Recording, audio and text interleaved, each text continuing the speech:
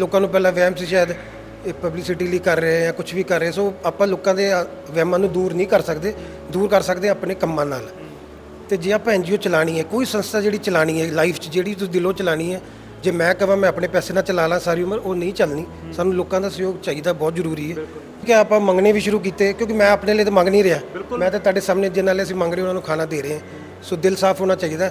ਸੋ ਲੋਕੀ ਜੁੜੇ ਸਾਡੇ ਨਾਲ ਅੱਜ 3 ਸਾਲ ਹੋ ਗਏ ਆ, ਤੇ ਪਰ ਫਿਰ ਵੀ ਕਮੀ ਹੈ ਸਾਨੂੰ ਇਸ ਚੀਜ਼। ਜੇ ਅਸੀਂ 2 ਵਕਤ ਦਾ ਖਾਣਾ ਖਾ ਸਕਦੇ ਤਾਂ ਸਾਡੀ ਵੀ ਕੁਛ ਨਾ ਕੁਛ ਫਰਜ਼ ਬਣਦਾ ਕਿ ਜਿਹੜੇ ਲੋਕੀ ਲੋੜਵੰਦ ਉਹਨਾਂ ਨੂੰ ਕੁਛ ਦਈਏ।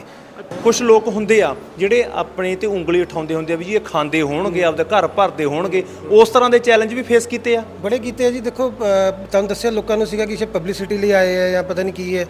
ਸੋ ਇਹ ਦੇਖੋ NGO ਦਾ ਜਿਹੜਾ ਕੰਮ ਹੈ ਨਾ ਭਾਜੀ, ਲੋਕਾਂ ਦੀ ਗਲਤੀ ਨਹੀਂ ਹੈ। ਆਪਾਂ ਜਦੋਂ NGO 'ਚ ਅਸੀਂ ਆਏ 3 ਸਾਲ ਹੋਏ, ਅਸੀਂ ਜ਼ਿਆਦਾ ਟਾਈਮ ਨਹੀਂ ਹੋਇਆ, ਪਰ NGOs ਦੇ ਆੜ ਦੇ ਵਿੱਚ ਲੋਕਾਂ ਨੇ ਠੱਗੀ ਮਾਰੀ ਵੀ ਬਹੁਤ ਹੈ। ਲੋਕਾਂ ਦੀ ਗਲਤ ਸੋਚਦੀ ਹੈ ਨਹੀਂ। ਹੁਣ ਅਸੀਂ ਜਿਹੜੇ ਬੰਦੇ ਆਏ ਆ, ਤੁਸੀਂ ਸਾਡਾ ਕੰਮ ਦੇਖੋਗੇ, ਸਾਡੇ ਪੇਜ ਦੇਖੋਗੇ ਜਾ ਕੇ, ਮੈਂ ਗਰੰਟੀ ਨਾਲ ਕਹਿ ਸਕਦਾ ਹਾਂ ਕਿ ਅਸੀਂ ਦਿਲੋਂ ਕੰਮ ਕਰ ਰਹੇ ਹਾਂ। ਖਾਣੇ ਦੇ ਨਾਲ ਨਾਲ ਕੋਈ ਹੋਰ ਮੈਡੀਕਲੀ ਸਹੂਲਤਾਂ ਵੀ ਦੇਣ ਜਾ ਰਹੇ ਹੋ? ਬਿਲਕੁਲ। ਅਸੀਂ ਜਦੋਂ ਸਾਡੀ ਟੀਮ ਜਾਂਦੀ ਹੈ, ਅਸੀਂ ਉਹਦੇ ਵਿੱਚ ਮੈਡੀਕਲ ਕਿੱਟ ਲੈ ਕੇ ਜਾਂਦੇ, ਦਵਾਈਆਂ ਦਾ ਪੂਰਾ ਸਾਡਾ ਡੱਬਾ ਹੁੰਦਾ, ਜਿਸ 'ਚ ਇਨਫੈਕਸ਼ਨ ਦੀ ਦਵਾਈ ਹੁੰਦੀ ਹੈ, ਬੁਖਾਰ ਦੀ ਦਵਾਈ, ਜੋ ਮੇਨ ਓਡੋਮੋਸ ਹੋ ਗਏ, ਮੋਸਕੀਟੋ ਨੈੱਟ ਹੁੰਦੇ ਆ, ਰੋਰਾਸ਼ਨ ਇੱਕ ਵੱਖਰਾ ਹੁੰਦਾ। ਸੋ ਆਪਾਂ ਇੱਕ ਪੂਰਾ ਸਿਸਟਮ ਬਣਾ ਕੇ ਲੈ ਕੇ ਜਾਂਦੇ ਹਾਂ। ਹੜ੍ਹਾਂ ਦੇ ਅਸੀਂ ਦੇਖਿਆ ਦਿਨਾਂ ਦੇ ਵਿੱਚ ਕਾਫੀ ਜਲੰਧਰ ਏਰੀਏ ਦਾ ਇਲਾਕਾ ਮਾਰ ਹੇਠ ਆਇਆ, ਕਾਫੀ ਨੁਕਸਾਨ ਹੋਇਆ, ਲੋਕਾਂ ਦਾ ਮਾਲੀ ਨੁਕਸਾਨ ਬਹੁਤ ਹੋਇਆ, ਵੱਡੀਆਂ ਸੇਵਾਵਾਂ ਤੁਸੀਂ ਨਿਭਾਈਆਂ। ਹੁਣ ਕਿਹੋ ਜਿਹੇ ਹਾਲਾਤ ਨੇ ਉੱਥੇ? ਤੁਸੀਂ ਜਾਂਦੇ ਹੋ, ਹੁਣ ਵੀ ਜਾਂਦੇ ਹੋ ਜਾਂ ਉਹਨਾਂ ਦਿਨਾਂ 'ਚ ਹੀ ਸੀ? ਨਹੀਂ ਭਾਜੀ, ਅਸੀਂ ਹੁਣ ਵੀ ਜਾਂਦੇ ਹਾਂ। ਤੁਹਾਨੂੰ ਦੱਸ ਦਈਏ ਕਿ ਸਾਡੀ ਟੀਮ ਦਾ ਕੀ ਇੱਕ ਪੂਰੀ USB ਰਹੀ ਹੈ ਕਿ ਜਦੋਂ ਕਰੋਨਾ ਵੀ ਹੋਇਆ, ਅਸੀਂ ਲੋਕੀ ਸੋਚਦੇ ਸੀ ਕਿ ਅਸੀਂ ਵਧੀਆ ਕਰਦੇ ਮੁੰਡੇ ਸਿਵਲ ਹਸਪੀਟਲ ਆ ਕੇ ਕਿੱਦਾਂ ਵਰਤਾ, ਪਰ ਅਸੀਂ ਉਸ ਦੌਰਾਨ ਵੀ ਆਪ ਇੱਥੇ ਇਨਫੈਕਸ਼ਨ ਦੇ ਵਿੱਚ ਆ ਕੇ, ਬਿਮਾਰੀ ਦੇ ਵਿੱਚ ਆ ਕੇ ਵਰਤਾਇਆ।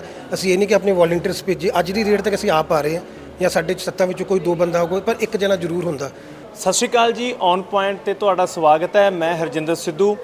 ਇਸ ਵਕਤ ਅਸੀਂ ਖੜੇ ਹਾਂ ਜਲੰਧਰ ਦੇ ਸਿਵਲ ਹਸਪਤਾਲ 'ਚ, ਜਿੱਥੇ ਅਸੀਂ ਵੇਖਿਆ ਕਿ ਕੁਝ ਨੌਜਵਾਨ ਸਮਾਜ ਸੇਵੀ ਸੰਸਥਾਵਾਂ ਦੇ ਮੈਂਬਰ ਇੱਥੇ ਬੜੀ ਸੋਹਣੀ ਸਮਾਜ ਸੇਵਾ ਕਰ ਰਹੇ ਨੇ, ਮਰੀਜ਼ਾਂ ਨੂੰ ਲੰਗਰ ਵੰਡ ਰਹੇ ਨੇ, ਹੋਰ ਲੋੜੀ ਦੀਆਂ ਵਸਤਾਂ ਵੰਡ ਰਹੇ ਨੇ। ਇਹ ਸੰਸਥਾਵਾਂ ਕੋਈ ਅੱਜ ਹੀ ਨਹੀਂ ਕਿ ਵਿਖਾਵੇ ਦੇ ਤੌਰ ਤੇ ਅੱਜ ਹੀ ਆਏ ਹੋਣ ਅਚਨਚੇਤ, ਚਲੋ ਅੱਜ ਸਾਡਾ ਇਹਨਾਂ ਨਾਲ ਮੇਲ ਹੋ ਗਿਆ, ਪਰ ਗੱਲਬਾਤ ਹੋਈ ਤਾਂ ਇਹਨਾਂ ਨੇ ਲੰਬੇ ਸਮੇਂ ਤੋਂ, ਭਾਵੇਂ ਹੜ੍ਹਾਂ ਦੇ ਵਿੱਚ, ਭਾਵੇਂ ਕਰੋਨਾ ਦੇ ਟਾਈਮ, ਭਾਵੇਂ ਜਦੋਂ ਦਿੱਲੀ ਦੇ ਵਿੱਚ ਮੋਰਚਾ ਲੱਗਿਆ ਸੀ ਉਸ ਵੇਲੇ ਵੀ ਇਹਨਾਂ ਨੇ ਇੱਕ ਲੰਬੀ ਸੇਵਾ ਨਿਭਾਈ ਹੈ। ਗੱਲਬਾਤ ਕਰਾਂਗੇ ਕਦੋਂ ਤੋਂ ਇਹ ਸੰਸਥਾ ਹੋਂਦ ਦੇ ਵਿੱਚ ਆਈ ਤੇ ਕੀ ਕੀ ਇਹਨਾਂ ਦੇ ਏਜੰਡੇ ਆ, ਕਿੱਥੇ ਕਿੱਥੇ ਕੰਮ ਕਰ ਚੁੱਕੇ ਆ। ਆਓ ਮੇਰੇ ਸਾਥੀ ਨੂੰ ਕਹਿੰਦੇ ਆਪਾਂ ਚੱਲਦੇ ਆਂਗੇ। ਮੇਰੇ ਨਾਲ ਨੇ ਗਗਨਦੀਪ ਸਿੰਘ ਢੱਠ ਜੀ। ਸਤਿ ਸ਼੍ਰੀ ਅਕਾਲ ਭਾਜੀ। ਹੋਰ ਠੀਕ ਠਾਕ ਹੋ ਜੀ? ਆਜੋ ਭਾਜੀ, ਤੁਸੀਂ ਵੀ ਨਾਲ ਹੀ ਆਜੋ, ਤੁਸੀਂ ਵੀ ਸਾਡੇ ਸਾਥੀ ਹੋ। ਮੈਂ ਦੇਖ ਰਿਹਾ ਸੀ, ਅਸੀਂ ਅਚਾਨਕ ਅਸੀਂ ਸਟੋਰੀ ਦਾ ਕੋਈ ਹੋਰ ਕਰਨ ਆਏ ਸੀ ਤੇ ਤੁਹਾਡੇ ਤੇ ਨਿਗਾਹ ਪਈ ਜਦੋਂ ਮੈਂ ਪਿੱਛੋਂ ਪੜ੍ਹਿਆ ਯੂਥ ਵੌਇਸ ਫਾਊਂਡੇਸ਼ਨ ਹੈ ਨਾ, ਤਾਂ ਮੈਨੂੰ ਚੰਗਾ ਲੱਗਿਆ ਵੀ ਚਲੋ ਭਰਾਵਾਂ ਨਾਲ ਵੀ ਗੱਲ ਕਰਨੀ ਬਣਦੀ ਆ। ਤੇ ਤੁਸੀਂ ਉਹਦਾ ਲੰਗਰ ਵਰਤਾ ਰਹੇ ਸੀਗੇ, ਹੋਰ ਲੋੜੀ ਦਾ ਸਮਾਨ ਹੈ ਨਾ, ਤੇ ਸਾਰਾ ਇਹ ਆਪਣਾ ਸੰਸਥਾ ਬਾਰੇ, ਆਪਣੇ ਇਸ ਕਾਰਜ ਬਾਰੇ ਸਾਰਾ ਇਹ ਫੁਰਨਾ ਕਿਵੇਂ ਫੁਰਿਆ, ਕਿਵੇਂ ਸੰਸਥਾ ਹੋਂਦ 'ਚ ਆਈ? ਇਹ ਪਹਿਲਾਂ ਤਾਂ ਤੁਹਾਡੇ ਸਾਰੇ ਜਿਹੜੇ ਦਰਸ਼ਕ ਦੇਖ ਰਹੇ ਉਹਨਾਂ ਨੂੰ ਸਤਿ ਸ਼੍ਰੀ ਅਕਾਲ, ਪਿਆਰ ਭਰੀ। ਇਹ ਤਾਂ ਭਾਜੀ ਜਦੋਂ ਖੇਤੀ ਕਾਨੂੰਨ ਬਿੱਲ ਚੱਲ ਰਹੇ ਸੀਗੇ, ਫਾਰਮਰਸ ਪ੍ਰੋਟੈਸਟ ਚੱਲ ਰਿਹਾ ਸੀਗਾ, ਤੇ ਉਦੋਂ ਸਾਡੀ ਸੰਸਥਾ ਇੱਕ ਫਾਰਮ ਹੋਈ ਸੀਗੀ, ਚਲੋ ਕਿ ਬਿੱਲ ਦੇ ਅਗੇਂਸਟ ਆਪਾਂ ਕੁਝ ਕਰਨਾ, ਸੁਸਾਇਟੀ ਨੂੰ ਆਪਾਂ ਕੁਝ ਦੇਣਾ, ਤੇ ਉਹ ਚਲੋ ਉੱਥੇ ਆਪਾਂ ਸਾਥ ਦਿੱਤਾ ਸਾਡੀ ਸੰਸਥਾ ਨੇ। ਫਿਰ ਉਸ ਤੋਂ ਬਾਅਦ ਕਰੋਨਾ ਦਾ ਟਾਈਮ ਆਇਆ, ਤੇ ਕਰੋਨਾ ਟਾਈਮ ਅਸੀਂ ਬਹਿ ਕੇ ਸਾਰੇ ਆਪਾਂ ਜਿਹੜੇ ਸਾਡੇ 6-7 ਮੈਂਬਰਸ ਆ ਮੇਨ, ਅਸੀਂ ਸਾਰੇ ਯਾਰਾਂ ਦੋਸਤਾਂ ਨੇ ਸੋਚਿਆ ਕਿ ਹੋਰ ਕੀ ਕੀਤਾ ਜਾਵੇ ਕਿ ਇੰਨੀ ਜਿਹੜੀ ਵਿਪਤਾ ਆਈ ਹੈ ਤੇ ਇਹਦੇ ਵਿੱਚ ਲੋਕਾਂ ਦੀ ਕਿੱਦਾਂ ਸੇਵਾ ਕੀਤੀ ਜਾਵੇ। ਤੇ ਲੋਕੀ ਸਾਨੂੰ ਇਹ ਪੁੱਛਦੇ ਹੁੰਦੇ ਕਿ ਸਿਵਲ ਹਸਪੀਟਲ ਹੀ ਕਿਉਂ ਤੁਸੀਂ ਚੁਣਿਆ। ਉਸ ਦੌਰਾਨ ਜਦੋਂ ਲੋਕਾਂ ਨੂੰ ਅਸੀਂ 2 ਟਾਈਮ ਖਾਣਾ ਦੇਣ ਆਉਂਦੇ ਸੀਗੇ, 150 ਲੋਕਾਂ ਦਾ। ਤੇ ਕਿਉਂਕਿ ਉਹਦਾ ਇਹ ਆਨਸਰ ਹੈ ਕਿ ਜੀ ਜਿਹੜਾ ਸਿਵਲ ਹਸਪੀਟਲ ਬਣਾਇਆ ਹੀ ਤਾਂ ਗਿਆ ਸੀ ਗਵਰਨਮੈਂਟ ਵੱਲੋਂ ਕਿ ਜਿਹੜੇ ਨੀਡੀ ਪੇਸ਼ੈਂਟਸ ਹੈ, ਜਿਨ੍ਹਾਂ ਕੋਲ ਪੈਸਾ ਹੀ ਨਹੀਂ ਹੈ, ਜਾਂ ਜਿਹੜੇ ਕੁਝ ਆਪਣੇ ਤੰਗੀ ਹੈ ਜਿਨ੍ਹਾਂ ਦੇ ਘਰੋਂ, ਉਹ ਇੱਥੇ ਆ ਸਕਦੇ, ਵੱਡੇ ਖਰਚੇ ਨਹੀਂ ਕਰ ਸਕਦੇ, ਤੇ ਲੋੜ ਵੀ ਖਾਣੇ ਦੀ ਜਾਂ ਦਵਾਈਆਂ ਦੀ ਉਹਨਾਂ ਨੂੰ ਹੀ ਉਸ ਦੌਰਾਨ ਸੀਗੀ। ਤੇ ਇਸ ਕਰਕੇ ਆਪਾਂ ਆਹੀ ਜਗ੍ਹਾ ਚੁਣੀ ਉਦੋਂ, ਆਹ ਤੇ ਫਗਵਾੜੇ ਸਿਵਲ ਹਸਪੀਟਲ, ਤੇ ਇੱਥੋਂ ਆਪਾਂ ਸ਼ੁਰੂ ਕੀਤਾ ਸੀਗਾ 2000 ਦੇ ਵਿੱਚ। ਤੇ ਉਹ ਜਿਹੜਾ ਸਿਲਸਿਲਾ ਸਾਡੀ NGO ਦਾ ਚੱਲਦਾ ਆ ਰਿਹਾ, ਤੇ ਅਸੀਂ ਇੱਥੇ ਅੱਜ ਤੱਕ ਲੰਗਰ ਵਰਤਾ ਰਹੇ ਹਾਂ ਜੀ ਉਸ ਚੀਜ਼ ਦਾ। ਖੇਤੀ ਕਾਨੂੰਨਾਂ ਵੇਲੇ ਸ਼ੁਰੂ ਹੋਇਆ ਤੇ ਲਗਾਤਾਰ ਚੱਲਦਾ ਆ ਰਿਹਾ। ਵੈਸੇ ਖਾਣਾ ਤਾਂ ਇੱਕ ਦਿਨ ਹੀ ਖਵਾਉਣਾ ਬਹੁਤ ਮੁਸ਼ਕਲ ਹੁੰਦਾ ਹੈ ਨਾ, ਚਲੋ ਵੱਧ ਤੋਂ ਵੱਧ ਆਪਾਂ 5-4 ਦਿਨ ਲਗਾਤਾਰ ਡੇਲੀ 150 ਬੰਦੇ ਦਾ ਲਗਾਤਾਰ ਅਸੀਂ ਚਲਾਇਆ ਜੀ। ਜਦ ਜਿੰਨਾ ਕਰੋਨਾ ਟਾਈਮ ਰਿਹਾ ਆਪਾਂ ਲਗਾਤਾਰ ਚਲਾਇਆ, ਇੱਥੇ ਚਲਾਇਆ, ਬੱਸ ਸਟੈਂਡ ਚਲਾਇਆ, ਫਗਵਾੜੇ ਸਿਵਲ ਹਸਪੀਟਲ ਚਲਾਇਆ, ਉੱਥੇ ਬੱਸ ਸਟੈਂਡ ਚਲਾਇਆ। ਸੋ ਤੁਸੀਂ ਦੇਖ ਸਕਦੇ ਹੋ 150 ਕਰਕੇ ਆਪਾਂ ਇੰਨਾ ਲੋਕਾਂ ਨੂੰ ਲੰਗਰ ਵਰਤਾਇਆ ਤੇ ਰੱਬ ਦੀ ਮਿਹਰ ਇਹ ਸੀਗੀ ਕਿ ਸਾਨੂੰ ਕੋਈ ਤੰਗੀ ਨਹੀਂ ਆਈ, ਕਿਉਂਕਿ ਜੇ ਅਸੀਂ 2 ਵਕਤ ਦਾ ਖਾਣਾ ਖਾ ਸਕਦੇ ਤੇ ਸਾਡੀ ਵੀ ਕੁਛ ਨਾ ਕੋਈ ਫਰਜ਼ ਬਣਦਾ ਕਿ ਜਿਹੜੇ ਲੋਕੀ ਲੋੜਵੰਦ ਉਹਨਾਂ ਨੂੰ ਕੁਝ ਦਈਏ, ਤੇ ਆਪਾਂ ਉਹਨਾਂ ਨੂੰ ਦਿੱਤਾ। ਫਿਰ ਮੈਂ ਦੇਖਿਆ ਵੀ ਚਲੋ ਇੱਥੇ ਤਾਂ ਤੁਸੀਂ 2 ਸਾਥੀਆਂ ਗੱਲਬਾਤ ਕਰਦਿਆਂ ਦੌਰਾਨ, ਕੁਝ ਸਾਥੀਆਂ ਨੂੰ ਮੈਂ ਪਹਿਲਾਂ ਵੇਖਿਆ ਸੀ। ਉਂਝ ਸੰਸਥਾ ਸਾਰੀ ਕਿੰਨੇ ਜਣੇ ਹੋ ਤੁਸੀਂ, ਕਿੰਨੇ ਮੈਂਬਰ ਹੋ? ਆਪਾਂ ਜਿਹੜੇ ਫਾਰਮੇਸ਼ਨ ਹੋਈ ਸੀ NGO ਦੀ 7 ਮੈਂਬਰਸ ਨੇ, ਜਿਹਦੇ ਵਿੱਚ ਮੇਰਾ ਨਾਮ ਗਗਨਦੀਪ ਸਿੰਘ ਟੱਟ, ਮਨਬੀਰ ਸਿੰਘ, ਆਪਣਾ ਧਮਾਨ, ਵਿਕਰਮ ਧਮਾਨ, ਜਸਕੀਰਤ ਸਿੰਘ ਧੂਰ, ਪ੍ਰਭਜੋਤ ਸਿੰਘ, ਸਾਡੇ ਜਸਦੀਪ ਬਾਵਾ ਤੇ ਪ੍ਰਦੀਪ ਬੇਦੀ, ਤੇ ਇਹ ਆਪਾਂ 7 ਨੇ ਫਾਰਮ ਕੀਤੀ ਸਾਡੀ NGO। ਕਿਉਂਕਿ ਸੰਸਥਾ ਬਣਾਉਣ ਲਈ ਮੈਂਬਰਸ ਚਾਹੀਦੇ ਹੁੰਦੇ, ਇੱਕ ਪ੍ਰੋਪਰ ਇੱਕ ਚੈਨਲ ਹੁੰਦਾ ਆਰਗੇਨਾਈਜੇਸ਼ਨ ਦਾ ਜਿਹੜਾ ਤੁਹਾਨੂੰ ਫੋਲੋ ਕਰਨਾ ਪੈਂਦਾ। ਫਿਰ ਅਸੀਂ ਇਹਨੂੰ ਰਜਿਸਟਰਡ ਕਰਾਇਆ, ਫਿਰ ਆਪਾਂ ਇਹਦੇ ਪੂਰੇ ਡਾਕੂਮੈਂਟਸ ਪੂਰੇ ਕੀਤੇ। ਸੋ ਅੱਜ ਦੀ ਸਾਡੀ registered NGO with all legal documents ਸਾਡੇ ਕੋਲ ਸਾਰੇ ਨੇ। ਸੋ ਆਪਾਂ ਚਲਾ ਰਹੇ ਹਾਂ ਇਹਦਾ। ਅੱਛਾ, ਆਰਥਿਕ ਵਸੀਲਾ ਬਹੁਤ ਵੱਡੀ ਗੱਲ ਹੁੰਦੀ ਆ। ਕੋਈ ਵੀ ਸੰਸਥਾ ਨੌਜਵਾਨ ਇਕੱਠੇ ਹੋ ਕੇ ਬਣਾ ਤਾਂ ਲੈਂਦੇ ਆ, ਕੁਝ ਕੁ ਦਿਨ ਆਪਣੇ ਆਪ ਦੀ ਜੇਬ 'ਚੋਂ ਫੰਡ ਇਕੱਠਾ ਕਰਕੇ ਫਿਰ ਉਹ ਤੋਰ ਲੈਂਦੇ ਆ, ਫਿਰ ਉਸ ਤੋਂ ਬਾਅਦ ਕਿਤੇ ਗਾਹਾਂ ਜਾ ਕੇ ਆਰਥਿਕ ਸਮੱਸਿਆ ਆਉਣ ਲੱਗ ਜਾਂਦੀ ਆ। ਤੁਸੀਂ ਆਪਣੇ ਪੱਧਰ ਤੇ ਵਸੀਲੇ ਕਰਦੇ ਹੋ ਜਾਂ ਕੁਝ ਸਹਿਯੋਗੀ ਸੱਜਣ ਵੀ ਨੇ ਜਿਹੜੇ ਕੋਈ ਥੋੜੀ ਬਹੁਤੀ ਫੰਡਿੰਗ ਕਰਦੇ ਆ? ਦੇਖੋ ਭਾਜੀ, ਤੁਸੀਂ ਬਹੁਤ ਵਧੀਆ ਇੱਕ ਸਵਾਲ ਪੁੱਛਿਆ। ਇਹ ਹੁਣ ਜਿੱਦਾਂ ਅਸੀਂ ਜਿਹੜੇ ਕਾਰੋਬਾਰੋਂ ਅਸੀਂ ਆਉਂਦੇ ਹਾਂ, ਘਰ ਤੋਂ 7 ਜਣੇ, ਸਾਨੂੰ ਰੱਬ ਦੀ ਮਿਹਨਤ ਸਭ ਕੁਝ ਹੈਗਾ ਦਿੱਤਾ, ਖਾਂਦੇ ਪੀਂਦੇ, ਗੱਡੀਆਂ ਹੈਗੀਆਂ। ਸੋ ਲੋਕਾਂ ਨੂੰ ਇਹ ਲੱਗਦਾ ਕਿ ਅਸੀਂ ਸ਼ਾਇਦ ਆਪਣੀ ਜੇਬਾਂ ਤੋਂ ਕਰ ਦੇਈ। ਲੋਕਾਂ ਨੂੰ ਪਹਿਲਾਂ ਵਹਿਮ ਸੀ ਸ਼ਾਇਦ ਇਹ ਪਬਲਿਸਿਟੀ ਲਈ ਕਰ ਰਹੇ ਜਾਂ ਕੁਝ ਵੀ ਕਰ ਰਹੇ। ਸੋ ਆਪਾਂ ਲੋਕਾਂ ਦੇ ਵਹਿਮਾਂ ਨੂੰ ਦੂਰ ਨਹੀਂ ਕਰ ਸਕਦੇ, ਦੂਰ ਕਰ ਸਕਦੇ ਆਪਣੇ ਕੰਮਾਂ ਨਾਲ। ਤੇ ਜੇ ਆਪਾਂ NGO ਚਲਾਣੀ ਹੈ, ਕੋਈ ਸੰਸਥਾ ਜਿਹੜੀ ਚਲਾਣੀ ਹੈ ਲਾਈਫ 'ਚ, ਜਿਹੜੀ ਤੁਸੀਂ ਦਿਲੋਂ ਚਲਾਣੀ ਹੈ, ਜੇ ਮੈਂ ਕਹਾਂ ਮੈਂ ਆਪਣੇ ਪੈਸੇ ਨਾਲ ਚਲਾ ਲਾਂ ਸਾਰੀ ਉਮਰ, ਉਹ ਨਹੀਂ ਚੱਲਣੀ। ਸਾਨੂੰ ਲੋਕਾਂ ਦਾ ਸਹਿਯੋਗ ਚਾਹੀਦਾ, ਬਹੁਤ ਜ਼ਰੂਰੀ ਹੈ। ਤੇ ਸਾਨੂੰ ਟਾਈਮ ਲੱਗਾ ਲੋਕਾਂ ਦੇ ਵਿਸ਼ਵਾਸ ਦਿਲਾਉਣ ਲਈ ਕਿ ਇਹ ਵਾਕਈ ਜਿਹੜੇ 7 ਬੰਦੇ ਲੱਗੇ ਹੋਏ ਹੈ, ਦਿਲੋਂ ਲੱਗੇ। ਤੇ ਸਾਨੂੰ ਪਹਿਲਾਂ ਆਪਣੇ ਵੱਲੋਂ ਪਾਣੇ ਪਏ, ਨੋ ਡਾਊਟ ਸਾਨੂੰ ਆਪਣੇ ਵੱਲੋਂ ਅਸੀਂ ਪਾ ਕੇ ਸ਼ੁਰੂ ਕੀਤਾ ਹੈ ਕੰਮ। ਫਿਰ ਲੋਕਾਂ ਤੋਂ ਹੌਲੀ ਹੌਲੀ ਅਸੀਂ ਆਪਣੇ ਵੀਡੀਓਜ਼ ਪਾਣੀ ਸ਼ੁਰੂ ਕੀਤੀਆਂ। ਠੀਕ ਹੈ, ਆਪਾਂ ਮੰਗਣੇ ਵੀ ਸ਼ੁਰੂ ਕੀਤੇ, ਕਿਉਂਕਿ ਮੈਂ ਆਪਣੇ ਲਈ ਤਾਂ ਮੰਗ ਨਹੀਂ ਰਿਹਾ, ਮੈਂ ਤਾਂ ਤੁਹਾਡੇ ਸਾਹਮਣੇ ਜਿਨ੍ਹਾਂ ਲਈ ਅਸੀਂ ਮੰਗ ਰਹੇ ਉਹਨਾਂ ਨੂੰ ਖਾਣਾ ਦੇ ਰਹੇ ਹਾਂ। ਸੋ ਦਿਲ ਸਾਫ਼ ਹੋਣਾ ਚਾਹੀਦਾ। ਸੋ ਲੋਕੀ ਜੁੜੇ ਸਾਡੇ ਨਾਲ 3 ਸਾਲ ਹੋ ਗਏ ਆ, ਤੇ ਪਰ ਫਿਰ ਵੀ ਕਮੀ ਹੈ ਸਾਨੂੰ ਇਸ ਚੀਜ਼, ਪਰ ਹੋ ਜੂਗੀ ਪੂਰੀ, ਹੌਲੀ ਹੌਲੀ ਲੱਗੇ ਹੋਏ ਰੱਬ ਦੀ ਮਿਹਰ ਨਾਲ। ਕਿਉਂਕਿ ਮੈਨੂੰ ਇਹ ਗੱਲ ਤਾਂ ਯਾਦ ਆ ਗਈ ਨਾ ਵੀ ਚਲੋ ਇਸ ਫੀਲਡ 'ਚ ਆਉਣ ਤੋਂ ਪਹਿਲਾਂ ਅਸੀਂ ਵੀ ਪਹਿਲਾਂ ਪਿੰਡਾਂ 'ਚ ਕਲੱਬਾਂ 'ਚ ਪੰਗੇ ਲੈਂਦੇ ਹੁੰਦੇ ਸੀ। ਉਹ ਥੋੜ੍ਹੇ ਕੁ ਦੋਸਤ ਅਸੀਂ ਇਕੱਠੇ ਹੋ ਕੇ ਕਿਰਾਂ ਕੰਮ ਤਾਂ ਤੋਰ ਲੈਂਦੇ, ਫਿਰ ਬਾਅਦ 'ਚ ਸਾਨੂੰ ਸਮੱਸਿਆ ਆਉਂਦੀ, ਪਿੰਡ ਦੇ ਵਿੱਚੋਂ ਸਾਥ ਥੋੜ੍ਹਾ ਜਿਹਾ ਮਿਲਦਾ, ਫਿਰ ਬੰਦ ਹੋ ਜਾਂਦਾ ਹੈ ਨਾ। ਔਰ ਜਦੋਂ ਆਪਾਂ ਇਸ ਰਾਹੇ ਤੁਰਦੇ ਹਾਂ, ਸਮਾਜ ਸੇਵਾ ਦਾ ਕੰਮ, NGO ਦਾ ਕੰਮ ਘਰ ਫੂਕ ਤਮਾਸ਼ਾ ਦੇਖਣ ਵਾਲਾ ਹੁੰਦਾ। ਘਰੋਂ ਵੀ ਕਹਿੰਦੇ ਆ ਵੀ 1 ਅੱਧੇ ਦਿਨ ਦਾ ਕੰਮ ਹੋਵੇ ਤਾਂ ਠੀਕ ਆ, ਤੁਸੀਂ ਤਾਂ ਰੋਜ਼ ਹੀ ਤੁਰ ਪੈਂਦੇ ਹੋ, ਹੈ ਨਾ। ਘਰੋਂ ਵੀ ਸੁਣਨੀਆਂ ਪੈਂਦੀਆਂ ਨੇ ਤੇ ਸਵਾਲ ਵੀ ਉੱਠਦੇ ਆ, ਉਂਗਲੀਆਂ ਵੀ ਉੱਠਦੀਆਂ। ਕੁਝ ਲੋਕ ਹੁੰਦੇ ਆ ਜਿਹੜੇ ਆਪਣੇ ਤੇ ਉਂਗਲੀ ਉਠਾਉਂਦੇ ਹੁੰਦੇ ਆ ਵੀ ਜੀ ਇਹ ਖਾਂਦੇ ਹੋਣਗੇ, ਆਪਦਾ ਘਰ ਭਰਦੇ ਹੋਣਗੇ। ਉਸ ਤਰ੍ਹਾਂ ਦੇ ਚੈਲੰਜ ਵੀ ਫੇਸ ਕੀਤੇ ਆ? ਬੜੇ ਕੀਤੇ ਆ ਜੀ। ਦੇਖੋ ਤੁਹਾਨੂੰ ਦੱਸਿਆ ਲੋਕਾਂ ਨੂੰ ਸੀਗਾ ਕਿ ਇਹ ਪਬਲਿਸਿਟੀ ਲਈ ਆਏ ਆ ਜਾਂ ਪਤਾ ਨਹੀਂ ਕੀ ਹੈ। ਸੋ ਇਹ ਦੇਖੋ NGO ਦਾ ਜਿਹੜਾ ਕੰਮ ਹੈ ਨਾ ਭਾਜੀ, ਲੋਕਾਂ ਦੀ ਗਲਤੀ ਨਹੀਂ ਹੈ। ਆਪਾਂ ਜਦੋਂ NGO 'ਚ ਅਸੀਂ ਆਏ 3 ਸਾਲ ਹੋਏ, ਅਸੀਂ ਜ਼ਿਆਦਾ ਟਾਈਮ ਨਹੀਂ ਹੋਇਆ, ਪਰ NGOs ਦੇ ਆੜ ਦੇ ਵਿੱਚ ਲੋਕਾਂ ਨੇ ਠੱਗੀ ਮਾਰੀ ਵੀ ਬਹੁਤ ਹੈ। ਲੋਕਾਂ ਦੀ ਗਲਤ ਸੋਚਦੀ ਹੈ ਨਹੀਂ। ਹੁਣ ਅਸੀਂ ਜਿਹੜੇ ਬੰਦੇ ਆਏ ਆ, ਤੁਸੀਂ ਸਾਡਾ ਕੰਮ ਦੇਖੋਗੇ, ਸਾਡੇ ਪੇਜ ਦੇਖੋਗੇ ਜਾ ਕੇ, ਮੈਂ ਗਰੰਟੀ ਨਾਲ ਕਹਿ ਸਕਦਾ ਹਾਂ ਕਿ ਅਸੀਂ ਦਿਲੋਂ ਕੰਮ ਕਰ ਰਹੇ ਹਾਂ। ਅਸੀਂ ਲੋਕਾਂ ਨੂੰ ਐਜੂਕੇਟ ਵੀ ਕਰਦੇ ਕਿ ਲੋਕੀ ਜੋ ਆਪਣਾ 1 ਰੁਪਿਆ ਵੀ ਦੇ ਰਹੇ, 1 ਰੁਪਿਆ ਵੀ, ਸਾਡੇ ਲਈ 1 ਰੁਪਿਆ ਵੀ ਸੇਮ ਆ, ਸਾਡੇ ਲਈ ਕੋਈ 10,000 ਦੇ ਰਿਹਾ ਉਹ ਵੀ ਸੇਮ ਆ। ਅਸੀਂ ਕੋਈ ਫਰਕ ਨਹੀਂ ਕਰਦੇ ਉਹਦੇ ਵਿੱਚ। ਤੇ ਉਹਨਾਂ ਦਾ 1 ਰੁਪਿਆ ਤੇ 10,000 ਸਹੀ ਜਗ੍ਹਾ ਕਿੱਦਾਂ ਲੱਗਣਾ ਚਾਹੀਦਾ, ਉਹਨਾਂ ਨੂੰ ਦਿਖਣਾ ਚਾਹੀਦਾ। ਲੋਕੀ ਤੁਹਾਡਾ ਵਿਸ਼ਵਾਸ ਤਾਂ ਕਰਨਗੇ। ਬਾਕੀ ਦੀ ਜਿਹੜੀ ਉਂਗਲ ਚੱਕਣ ਵਾਲੀ ਗੱਲ ਕਿ ਹਾਂ ਆਪਣਾ ਢਿੱਡ ਭਰ ਰਹੇ, ਉਹ ਦੇਖੋ ਲੋਕਾਂ ਨੇ ਅੱਜ ਨਹੀਂ ਕੱਲ ਨਹੀਂ ਸਾਰੀ ਉਮਰ ਬੋਲਣਾ। ਉਹ ਲੋਕੀ ਕਦੀ ਸੰਤੁਸ਼ਟ ਨਹੀਂ ਹੋਏ। ਚੰਗੇ ਕੰਮ 'ਚ ਵੀ ਉਹਨਾਂ ਨੇ ਕਮੀਆਂ ਕੱਢਣੀਆਂ, ਬੁਰੇ ਕੰਮ 'ਚ ਚਲੋ ਕੱਢਦਾ ਹੀ ਹੈ। ਸੋ ਦਿਲ ਸਾਫ਼ ਹੋਣਾ ਚਾਹੀਦਾ ਆਪਣਾ। ਤੁਸੀਂ ਆਨਸਰੇਬਲ ਹੋ। ਜੇ ਕੱਲ ਨੂੰ ਤੁਸੀਂ ਮੈਨੂੰ ਕੁਝ ਪੁੱਛ ਰਹੇ ਹੋ ਮੇਰੇ NGO ਬਾਰੇ, ਮੈਂ ਆਨਸਰੇਬਲ ਹੋਵਾਂ ਕਿ ਹਾਂ ਮੇਰੇ ਦਿਲ 'ਚ ਕੋਈ ਚੋਰ ਨਹੀਂ, ਤੇ ਮੈਂ ਤੁਹਾਨੂੰ ਸਿੱਧੀ ਸਵਾਲ ਜਵਾਬ। ਹੜ੍ਹਾਂ ਦੇ ਅਸੀਂ ਦੇਖਿਆ ਦਿਨਾਂ ਦੇ ਵਿੱਚ ਕਾਫੀ ਜਲੰਧਰ ਏਰੀਏ ਦਾ ਇਲਾਕਾ ਮਾਰ ਹੇਠ ਆਇਆ, ਕਾਫੀ ਨੁਕਸਾਨ ਹੋਇਆ, ਲੋਕਾਂ ਦਾ ਮਾਲੀ ਨੁਕਸਾਨ ਬਹੁਤ ਹੋਇਆ। ਵੱਡੀਆਂ ਸੇਵਾਵਾਂ ਤੁਸੀਂ ਨਿਭਾਈਆਂ।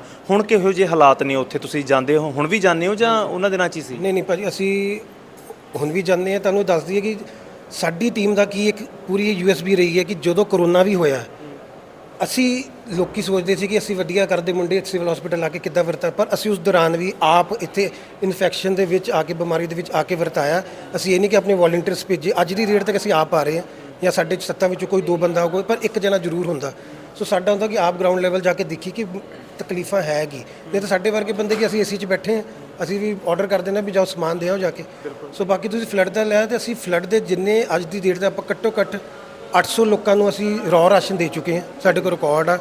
ਅਸੀਂ ਇਹਦੇ ਵਿੱਚ ਗੜਸ਼ੰਕਰ ਦੇ ਪਿੰਡ ਕਵਰ ਕੀਤੇ, ਫਿਰ ਫਿਲੌਰ ਦੇ ਆਸੇ-ਪਾਸੇ ਪਿੰਡ ਕਵਰ ਕੀਤੇ, ਫਿਰ ਸ਼ਾਹਕੋਟ ਲੋਹੀਆਂ ਅਸੀਂ ਕਵਰ ਕੀਤੇ, ਤੇ ਆਪ ਜਾ ਕੇ ਕੀਤੇ। ਤੇ ਵਾਕਈ ਬਹੁਤ ਬੁਰਾ ਹਾਲ ਸੀਗਾ, ਤੁਸੀਂ ਸੋਚ ਨਹੀਂ ਸਕਦੇ। ਤੇ ਜਿਹੜੇ ਆਫਟਰ ਇਫੈਕਟਸ ਹੋ ਰਹੇ ਆ, ਕਿਉਂਕਿ ਮੈਨੂੰ ਵੀ ਹੋਏ ਆ, ਮੈਂ ਜਾ ਕੇ ਆਇਆ ਜਦੋਂ ਇਨਫੈਕਸ਼ਨ ਤੋਂ, ਮੈਂ ਵੀ ਪਿਛਲੇ ਹਫ਼ਤੇ ਪੂਰਾ ਬਿਮਾਰ ਰਿਹਾ। ਤੇ ਆਫਟਰ ਇਫੈਕਟਸ ਇੰਨੇ ਹੋ ਰਹੇ ਆ, ਜੇ ਆਪਾਂ ਕਹੀਏ ਕਿ ਸਰਕਾਰਾਂ ਇਹਦੇ ਵਿੱਚ ਕੀ ਕਰ ਸਕਦੀ। ਦੇਖੋ ਆਹ ਵਿਪਤਾ ਇਦਾਂ ਦੀ ਹੁੰਦੀ ਆ, ਅਸੀਂ ਜੋ ਫੀਲ ਕਰ ਰਹੇ ਹਾਂ, ਸਰਕਾਰਾਂ ਇਕੱਲੀ ਕੁਝ ਨਹੀਂ ਕਰ ਸਕਦੀ, ਸਾਰਿਆਂ ਦਾ ਸਹਿਯੋਗ ਚਾਹੀਦਾ ਇੱਕ ਦੂਜੇ ਉੱਤੇ ਨਾ, ਕਿਉਂਕਿ ਇਹਦੇ ਵਿੱਚ ਗਰੀਬ ਜਿਹੜਾ ਤਬਕਾ ਜਾਂ ਗਰੀਬ ਬੰਦਾ ਉਹ ਮਰ ਰਿਹਾ, ਉਹਨੂੰ ਅਗਲੇ 3 ਮਹੀਨੇ ਭਾਜੀ ਰਿਕਵਰੀ ਹੋਣੀ ਬਹੁਤ ਮੁਸ਼ਕਿਲ ਆ। ਕਿਉਂਕਿ ਜਿਹੜੇ ਪਾਣੀ ਦਾ ਜਿਹੜਾ ਇਫੈਕਟਸ ਹੈ, ਆਫਟਰ ਇਫੈਕਟਸ ਹੋਣੇ ਆ, ਉਹਨਾਂ ਨੂੰ ਸਕਿਨ ਡਿਜ਼ੀਜ਼ ਹੋਈਆਂ ਉਹਨਾਂ ਨੂੰ ਪੀਲੀਆ ਹੋ ਜਾਣਾ, ਡੇਂਗੂ ਹੋ ਰਿਹਾ।